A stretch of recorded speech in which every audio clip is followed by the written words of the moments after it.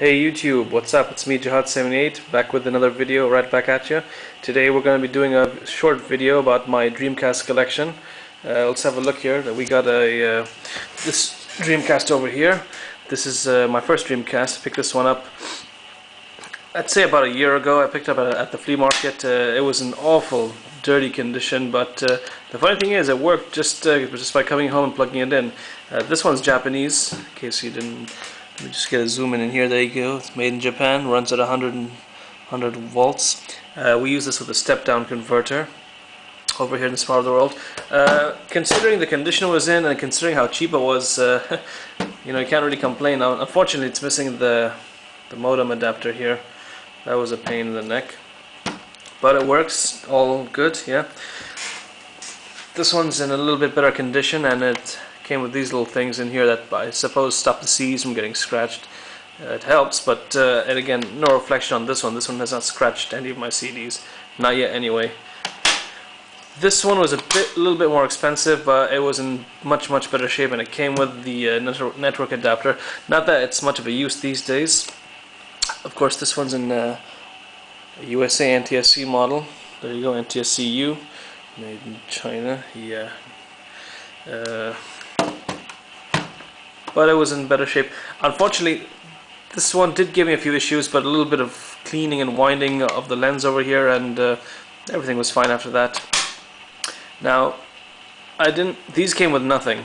They came with nothing, so I had to go out and buy extra stuff for them. Fortunately, a store I came across had lots of Dreamcast stuff, as you can see over here. Got a Rumble Pack, VMU, and the Sega Dreamcast adapter. This is the first party one. Not that the third party ones make any less of a difference, but having first party is always cool. Here's the box for it, in case you guys want to see what it looks like. You may have noticed that these things are all in Japanese. There you can see visual memory. I don't know what that says, but they work flawlessly with either machines. Yeah. Here we got the Rumble Pack, or Shake It Pack, or whatever you want to call it. Here, what does it say? Puro Pack. So the store had all these. He didn't want them. He's like, you can take them.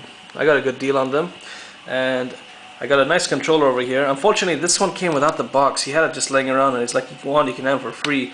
I'm like, yeah, sure, I'll take it. So Millennium 2000 edition. This is a fuchsia, they call it. This is not pink. This is fuchsia. But considering it didn't have the box, it was in decent shape, and works fine. The sticks in good shape. D-pad feels solid. All the buttons feel fine. So that was an added bonus.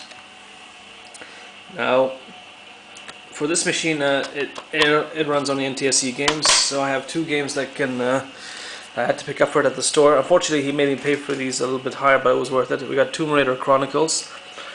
Not much of a Tomb Raider fan, and the only Tomb Raider game that I was really into was the original Sega Saturn, but yeah, so I got this. One of the reasons why I got this is because it says over here, if you can make out, I can't make that out.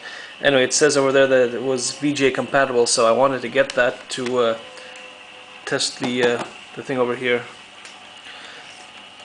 Another game that's VGA compatible is Alone in the Dark. This game's a little dirty, but I got it for a decent price. I had this on PS1, but this version is much better.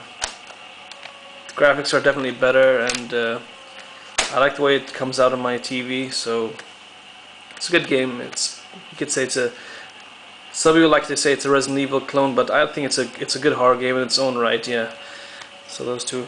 Now for the Japanese Dreamcast, I got Sega Rally. Again, this is another game that's VGA compatible. So right there at the bottom, you can see VGA compatible. Again, just to test if the machine worked, and again, yeah, I played it flawlessly, as did the VMU things over there.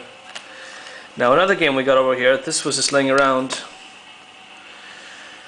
D2 Warp. Now this game is weird. I cannot play it because it's in Japanese, and it's got some really weird stuff in it. Apparently this game, I don't even want to know. But This was brand new. I picked it up, and it came with the whole manual. It was sealed, and it came even with a funky green calendar over here. Let's see, from the year 2000. There you go, 2000 AD.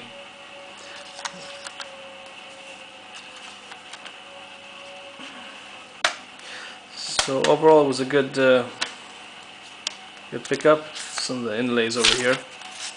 Oops.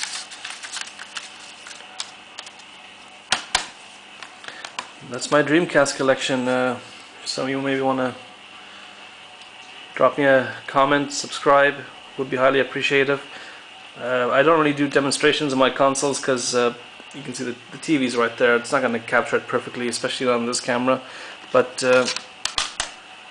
just letting you guys know that I'm out there and I'm still alive. And thank you.